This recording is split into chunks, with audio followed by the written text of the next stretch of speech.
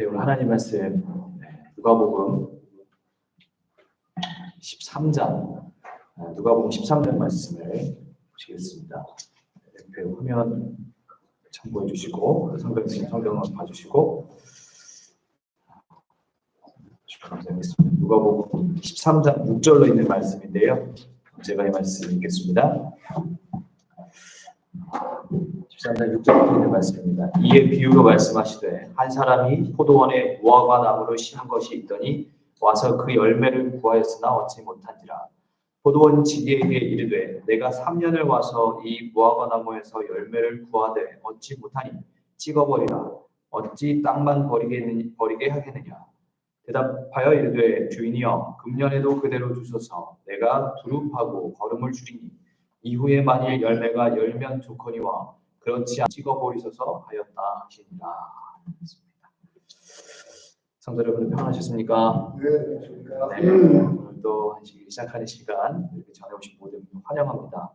특별히 오늘 환절기라서 그런지 많은 분들이 오늘 교회에 나오지 못하시고 이렇게 인터넷으로 많이 들어오셨는데요.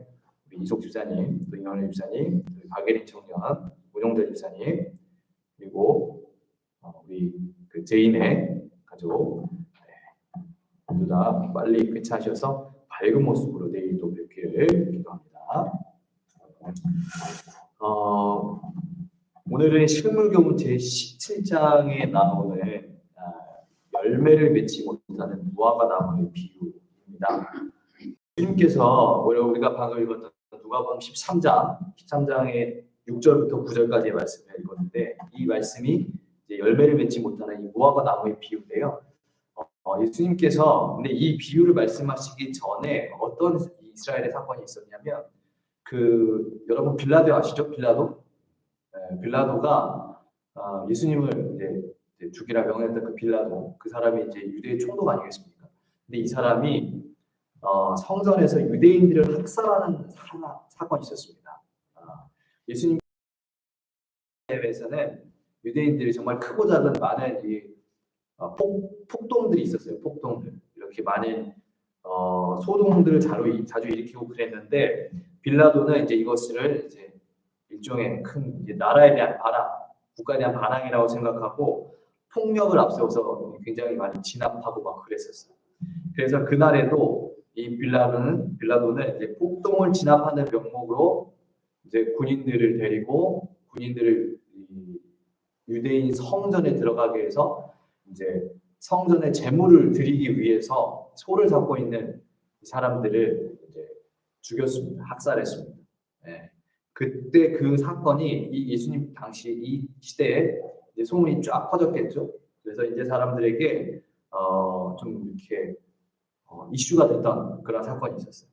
그런데 문제는 대부분의 유대인들이 이제 학살을 나간 그 갈릴리 사람들이 예배를 드리다가 그러니까 제물을 드리다가 학살을 당했는데 이 사람들을 가리켜서 그런 봉변을 당하게 된 이유가 무엇이냐면 그 사람들이 그렇게 죽게 된 이유가 자기들의 죄가 이 사람들의 죄가 많기 때문에 하나님께서 심판하신 것이라고 생각했다는 거예요. 많은 유대인들이. 그리고 자기들은 그런 봉변을 당하지 않았기 때문에 나는 저 사람보다 더 위롭다, 더 선하다, 더 착하다 이런 하나님의 축복을 더 받은 사람이다라고 이제 생각을 했던 것입니다. 그래서 실물교훈에 보면은 심지어 예수님의 제자들도 그러한 생각에 동참하고 있었다 그랬어요. 사실 이러한 생각들은 유대 사회에서 아주 편만한 것이죠.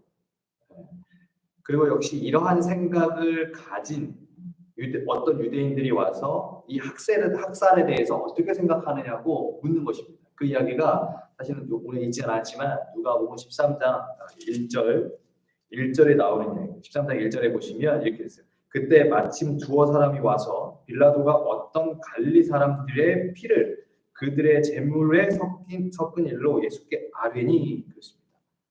아까 얘기 말씀드렸던 빌라도가 이렇게 사람을 학살했던 그 이야기, 그 사건을 가지고 이제 묻는 것입니다.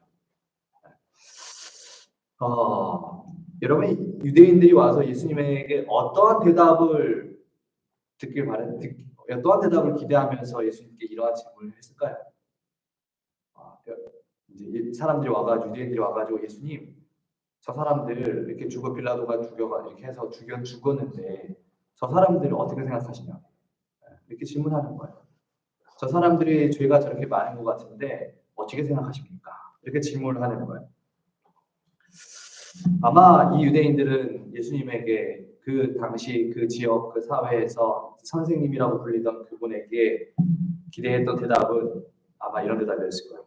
아마 저 사람들 죽은 사람들이 죄가 너무 많아서 하나님께서 심판하신 걸 거야. 이런 말을 기대해 주기를 기대하면서 말해주기를 기대하면서 이제 물은 것이죠. 근데 예수님의 대답은 어땠냐면 예수님의 대답은 13장 2절로 3절에 이렇게 기록합니다.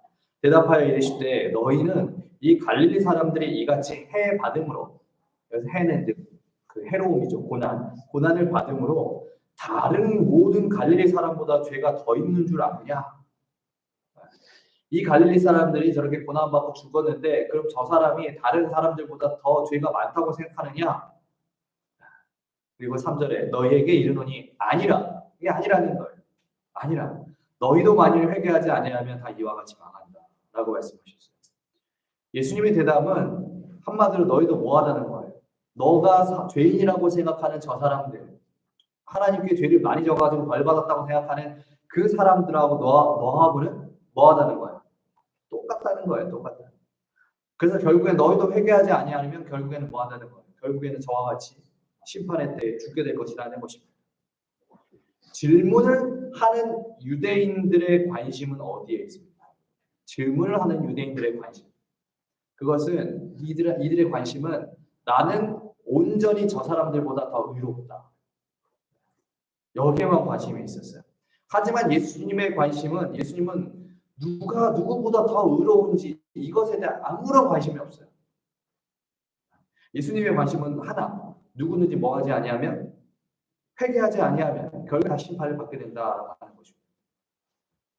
여러분 유대인들이 생각하는 의로움은 굉장히 상대적이었어요. 내가 저 사람보다 더 헌금을 많이 하고 더 교회 잘 나가고 더 말씀 잘 지키고 이러면은 나는 저 사람보다 의롭다라고 생각했어요.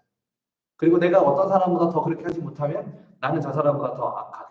그러니까 의로움과 악함의 기준이 어디냐면 사람에게 있는 거예요. 여러분 우리가 의롭고 악한 것의 기준을 어디다 둬야 되겠습니까? 우리가 그렇죠. 성경 말씀. 하나님의 말씀에 의해서 하나님의 말씀대로 우리가 살아간다면 의로운 것이고 하나님의 말씀에 어긋나게 살아가게 된다면 우리가 악한 것이죠. 이 의와 악, 죄와 의로운 것은 온전히 하나님의 말씀에 의해서 기준이 되어야 하는데 이 사람들은 어떻게 하는 거예요? 뭐가 기준인 거예요? 어떤 사람, 어떤 유명한 목사님, 어떤 랍비, 어떤 제사장, 어떤 사람의 기준이 맞춰져 있는 것입니다. 예수님 이 모습 보셨을 때 어떨까요, 여러분? 예수님 이 모습 보셨을 때, 예수님이 이 모습 보시면서 아마 기가 찼을 것 같아요. 야, 내가 봤을 때는 다 똑같은데 하나님이 봤을 때는 다 똑같잖아요. 근데 서로 나는 너보다 더 의롭고 쟤는 나보다 더 악하고 이렇게 서로 막 그렇게 손가락질하고 비난하고 판단할 때 예수님 보시는 그 모습을 보시면 기가 차죠. 그래서 예수님께서 그러한 생각들을 바꿔주실 필요가 있었던 것입니다. 그래서 얘기하는 거예요. 모두가 다 회개해야 되는 죄인이다. 그래서 주님은 이처럼 사람을 기준으로 의로움과 악함을 분별하는 사람들에게 이 심판할 때에 무엇이 중요한지 가르치시기 위해서 하나의 비유를 설명하시는데 그 비유가 바로 오늘 우리가 읽었던 열매를 맺지 못하는 그 무화과 나무의 비유인 것입니다. 이 비유의 내용은 이렇습니다. 어떤 사람이 자기 포도원에 이제 무화과 나무를 심었어요. 그렇게 1년이 흐르고 2년이 흐르고 3년이 흘렀죠. 근데 3년 동안 이 나무의 무화과가 맺혀요, 안 맺혀요? 열매가 하나도 없는 것입니다. 그래서 주인이 뭐 하기로 결심했어요? 13절 7장 7절에 보니까 그냥 내기로 찍어버리기로. 그래서 이제 포도원 지기한테 말하죠. 포도원 주인이 포도원 관리하는 사람한테 이제 저거 3년 동안 열매가 하나도 안 맺히니까 안 되겠다. 저 괜히 땅만 차지하고 안 되겠다, 찍어버려라 라고 얘기를 하는 것입니다. 이 비유에서 열매를 맺지 못하는 무화과 나무, 열매를 맺지 못하는 무화과 나무는 누구를 의미하는 거냐면 이스라엘을 의미하고 있습니다. 유대인들을 의미하고 있어요. 오로지 선택받았음에도 자기가 선택받았다라고 하는 그런 어떤 특권에 젖어들어서 다른 사람들을 자기 마음대로 생각하고 판단했던 그런 이스라엘 백성들을 의미하고 있습니다. 하나님께서 당신의 사랑을, 복음을 세상에 증거하시기 위해서 이스라엘이라고 하는 민족을, 작은 민족을 선택하셨습니다. 근데 하나님께서 왜 그들을 선택하셨는지 사실 우리는 아무도 몰라요. 하나님께서 말씀하지 않으셨으니까 우리는 알 수가 없어요. 하나님을 가면 알겠죠. 그것은 이제 온전히 하나님의 주권이자 섭리인 것입니다. 그런데 그 이유는 우리는 모르지만 어쨌든 하나님께서 그들을 선택하셨고 하나님께서 그들에게 많은 은혜와 축복과 또 영적 지도자로서 이 세상의 영적 지도자로서의 역할을 부여하셨어요. 그러면 그렇게 그에 맞는 삶을 살아야 할 것인데 여러분 이스라엘을 통해서 어떤 열매가 맺혔습니까? 영적인 열매가 맺혔습니까? 이스라엘이 그 역할을 잘 했나요? 못했나요? 못했어요. 아무런 열매도 맺지 못했습니다. 오히려 하나님께 선택받았던 그 민족이 오히려 하나님의 사랑을 세상을 전하는데 가장 큰 장애와 방해가 됐어요.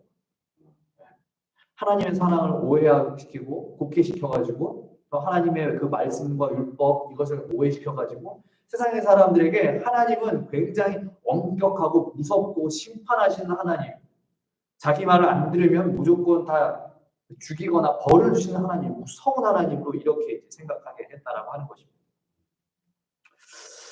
이 참 아이러니하죠. 되게 아이러니해요. 이 세상에서 가장 하나님과 가까이 살았고 또 하나님 말씀을 잘 지키면서 산다라고 자부했던 그들이 하나님에게는 어쩌면 가장 큰 걸림돌이었던 거예요. 네.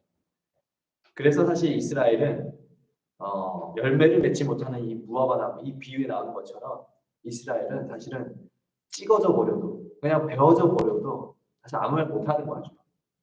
열매를 맺지 못하기 때문에.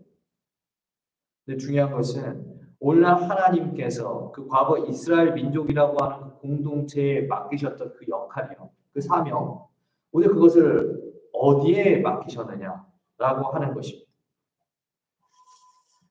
하나님께서 그 일을 어디에 맡기셨느냐? 바로 이 교회라고 하는 공동체에 그 일을 맡기셨습니다. 그런데 문제는 우리가 이제 그 역할에 대해서 충성하고 있는가라고 하는 거죠. 하나님께서 당신의 은혜와 복음과 사랑을 세상에 전하라고 우리를 불러주셨고 이곳에 교회를 세우게 하셨고 또 우리로 하여금 이 교회의 한 성도가 되게 하셨습니다. 아무런 보잘것없던 그 이스라엘을 선택하셨던 하나님, 그 하나님께서 아무런 의로운 것이 아무것도 없는 우리를 선택하셔서 하나님의 거룩한 백성, 성도가 되게 하는 그 은혜를 주셨다는 것입니다. 그 특권을 주셨어요. 우리를 부르셔서 하나님을 아는 은혜를, 하나님을 깨닫는 은혜를 주셨어요. 그런데 그 일에 대해서 우리의 삶의 열매는 어떤가? 그걸 우리가 살펴봐야 하는 것입니다. 우리의 삶에는 사랑이 있는가? 혹 예수님을 찾아왔던 어떤 유대인들처럼 저 사람보다 나는 더 의로운 것 같으니까 괜찮아. 저 사람보다 나는 좀 깨끗한 것 같으니까 괜찮아. 이렇게 마음으로 다른 사람을 판단하고 비교하고 또 넘어서 조롱하고 정죄하는 그러한 삶을 살아가고 있지 않는가라고 하는 것입니다. 교회 증언 2권 242페이지에 되게 중요한 말씀이 있습니다. 제가 좀 긴데요. 제가 읽어볼게요. 고대 이스라엘과 마찬가지로 교회는 빛에서 떠나감으로 의무를 게을리함으로 풍성의 거룩함과 특수함을 이루는 높고 고귀한 특권을 남용함으로 하나님의 이름을 더럽혔다. 많은 이들의 경건의 모양을 가졌고 그들의 이름이 교회의 용명책에 있으나 하늘에 있는 그들의 기록은 얼룩져 있다. 기록하는 천사는 그들의 행위를 철저히 기록하였다. 모든 이기적 행위, 모든 잘못된 말, 이행되지 않은 의무, 모든 숨겨진 죄가 모든 간교한 위선과 함께 기록하는 천사에 대해 철저히 기록책에 수록된다. 그들은 그들을 회망시켜 가면서 자신의 영혼을 속인다. 그들이 그리스도의 종이라고 공언하는 한편 그들은 그분의 뜻에 순종하며 살지 않는다. 여러분, 오늘 우리의 교회 모습은 어떤가요? 우리는 하나님의 이름을 영광스럽게 드러내며 살아가는 성도입니까? 아니면 하나님의 이름을 더럽히며 살아가는 성도입니까? 선지자는 이 마지막 때의 교회의 모습을 보면서 고대 이스라엘처럼 많은 성도들이 그리스도의 종이라고, 하나님의 종이라고 스스로 공언하면서 하나님 말씀에, 그리스도의 말씀에 순종하지 않고 살아가는 모습을 선지자는 보았습니다. 경건의 모양은 있으나, 교회 농명책의 이름은 있으나 하늘의 기록책, 우리의 죄가 기록된 그 기록책에는 온갖 더러운 죄들로 아직도 얼룩져 있는 그 모습을 보게 되었어요. 오늘 우리의 모습이 그렇지 않은가? 오늘 우리가 살펴보고 우리가 우리의 삶을 돌아봐야 하는 그런 시기인 것입니다. 오늘 우리가 이들과 같다면 고대의 먼 옛날 이스라엘과 같이 그렇게 경건의 모양은 있지만 하나님의 종이라고 스스로 자부하지만 그러나 실제의 삶에서 또 마음에서 그렇게 하나님과 멀어져가는 그러한 삶을 살아가고 있다면 아직도 내 안에 그리스도의 사랑이 결핍되어 있고 내 안에 다른 사람의 어떤 죄가 보이고 다른 사람의 죄와 악한 것들을 지적하려고 하는 그런 마음들, 그 마음들이 오늘 아직도 내 마음속에 가득하다면 오늘 하나님께서 말씀하시는 것은 배워버리는 거예요. 찍힌다는 것입니다. 찍어버리게 된다는 것입니다. 찍혀버리게 된다는 것입니다. 여러분, 하나님을 아는 축복과 은혜를 우리가 누리면서 살아갑니다. 그러나 그 축복과 은혜를 우리는 받은 성도임과 동시에 그에 맞는 책임도 더 큰 성도임을 여러분 잊지 않고 우리는 살아가야 하는 것입니다. 이처럼 오늘 기후에서는 열매를 맺지 못하는 무화과 나무가 찍혀짐을 당할 위기에 있었습니다. 그래서 주인이 와서 아까 찍어버려라 이렇게 얘기했죠. 그런데 그 나무가 찍히려고 하는 그 순간 누가 등장했어요? 여기 보시면 8절에 보시면 13장 8절에 보니까 누가 등장해요? 포도원 지기. 이제 포도원 주인이 나무 찍어버려라 라고 얘기하니까 포도원 지기가 나타나가지고 뭐라 그래요? 18절에 보니까 주인이여 금년에도 어떻게 해주소?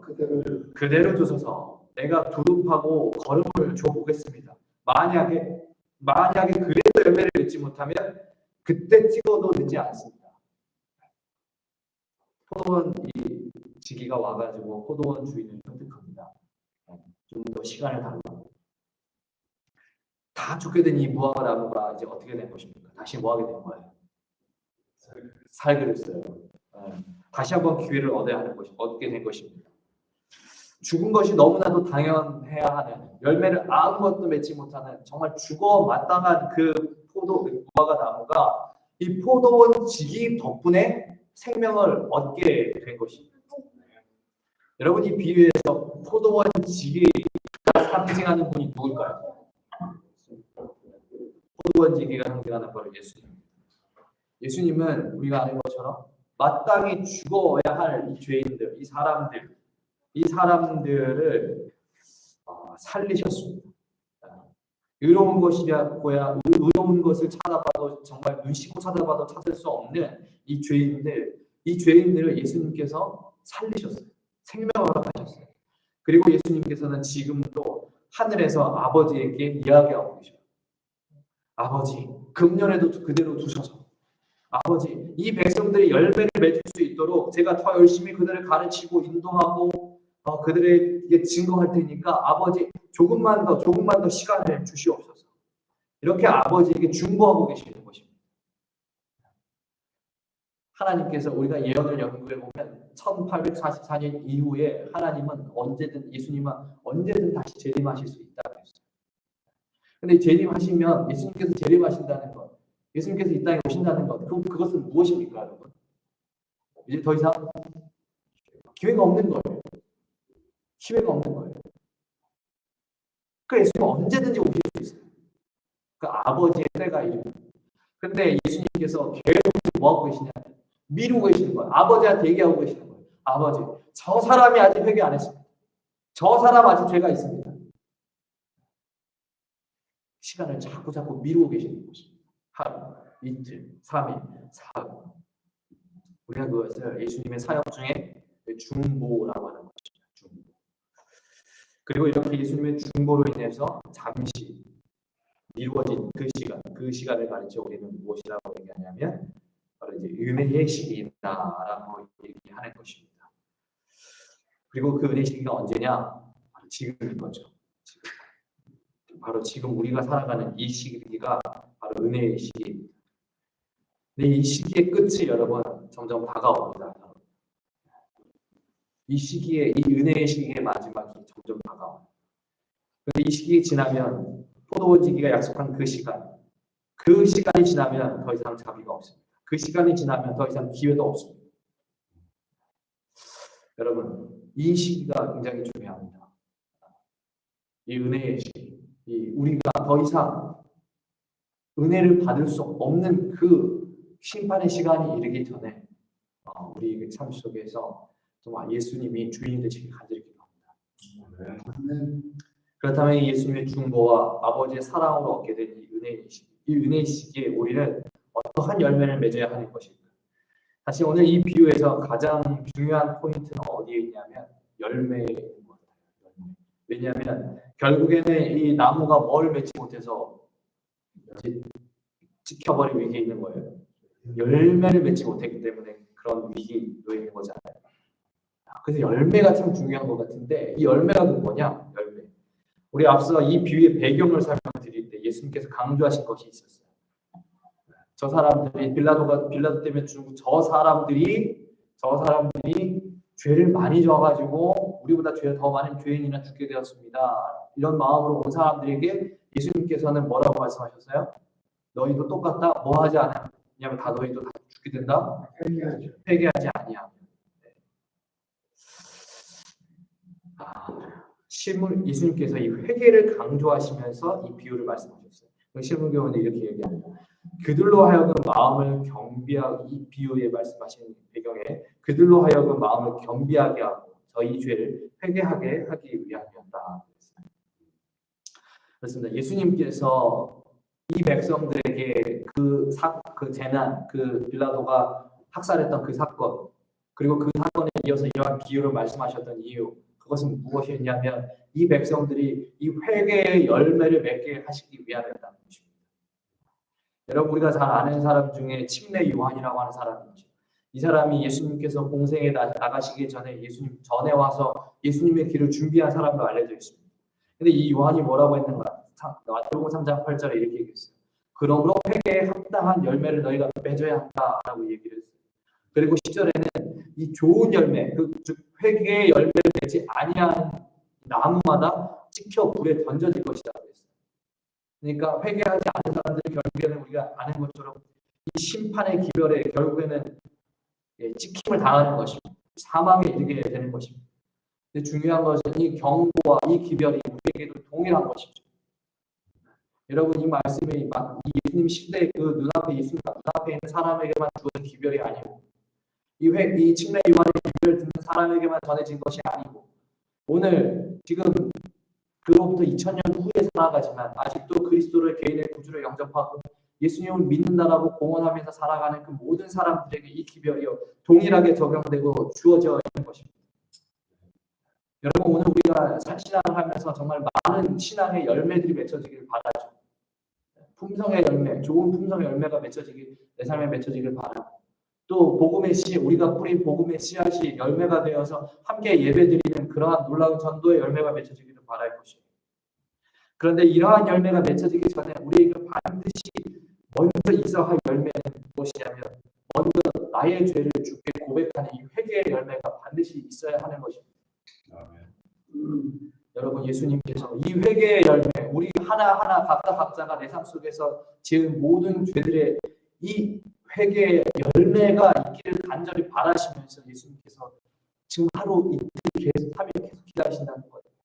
그래서 오늘 베드로가 이렇게 얘기하는 것입니다. 주의 약속은 어떤 이들이 더디다고 생각하는 것이 같이 된 것이 아니라 오직 주께서는 너희의 대를 위하여 너희를 위하여 오래 참으시고 아무도 멸망하지 아니하고 다 회개하기에 이르기를 원하십니다. 너무나 큰 은혜 아닙니까? 여러분 지금 당장 내일 예수님이 오신다면 여러분 하나하나 알 수 있습니까? 아무도 대답 잘 못하시잖아요. 그죠? 당장 있다가 1시간 후에 사실 예수님 오신다면 어떻게 하겠어요? 그죠? 다음 주까지 되겠어요. 다음 주. 예수님이 아직 준비되지 못한 우리의 모습을 보시고 마음이 너무 아파가지고 계속 하루, 이틀, 3일 아버지한테 얘기하는 아버지 금년에도 그대로 두셔서 아버지 금년에도 그대로 두셔서 여러분 이 이야기 보시면은 이 포도원 지기가 금년에도 그대로 두셔서 한 다음에 어떻게 했어요? 지금 그 다음에 자기가 뭐 하겠다 그랬어요. 거름도 주고 물도 주고 밭도 갈고 더 열심히 하겠다는 거예요. 여러분 예수님께서 이 마지막 때에 더 열심히 그 당신의 사랑하는 백성들을 보호하시고 지키시면서 살아가십니다. 왜 그런 은혜를 누리며 사는 사람입니다. 여러분이 과거에 성경에 나오는 너무나 많은 유명한 사람들, 신앙인들 너무 부럽죠. 어떻게 하나님 말씀을 직접 들었을까? 어떻게 이 바다가 갈라지는 기적을 보았을까? 어떻게 하늘에서 그 만나가 떨어지는 기적을 보았을까? 어떻게 죽은 사람이 살아나는 기적을 보았을까? 이런 기적 보면 성경 이야기 보면 야 나도 그런 걸 보고 싶다. 부럽죠. 근데 여러분 부러워할 필요가 없어요. 왜냐하면 우리는 성경의 마지막 기적을 볼 것이기 때문에 그것은 무엇이냐면 저와 여러분이 하늘나라에 가는 기적입니다. 죄가 너무나 많은 우리가 진짜 매일매일 죄를 짓고 사는 우리가 단순히 그리스도 앞에 눈물을 흘리면서 회개하는 그 작업, 그 순간, 그 하나의 일로 우리의 죄가 사하여지고 하늘의 기록책이 깨끗해지고 우리가 하늘에 가는 그 기적을 우리는 볼 것이기 때문에 우리가 성경에 나오는 그 기적들을 부러워할 필요가 없는 거예요. 우리 눈으로 그리스도께서 이 땅에 오시게 되는 그러한 기적을 우리는 보게 될 것입니다. 이 예언의 말씀 그 시간이 얼마 남지 않았어요. 우리에게 고백하기 때문에 증거하기 때문이죠. 그렇게 예수님께서 하루 시간을 우리를 위하여 시간을 이렇게 벌어주시고 계시다가 그 시간이 때가 되면 그 시간의 때가 되면 예수님께서 반드시 우리를 데리러 오실 것입니다. 그 전에 이 은혜의 시기가 마쳐지기 전에 이제 그리스도 앞에 나의 모든 죄를 내려놓는 그 열매가 맺어지기를 바랍니다.